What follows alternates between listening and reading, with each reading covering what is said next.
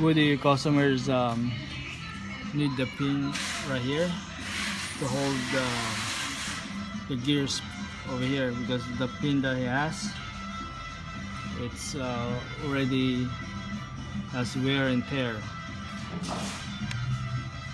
Okay, this is his grinder.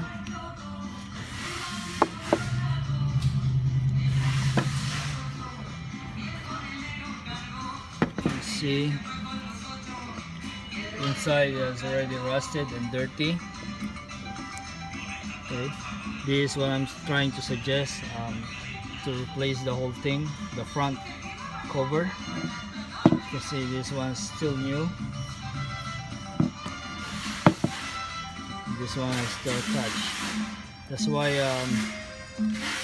this grinder are stopped when touch something, because this one are just keep turning by itself but not moving these three. Alright, need any question, Grace will give you a price code for this piece. Alright, thank you.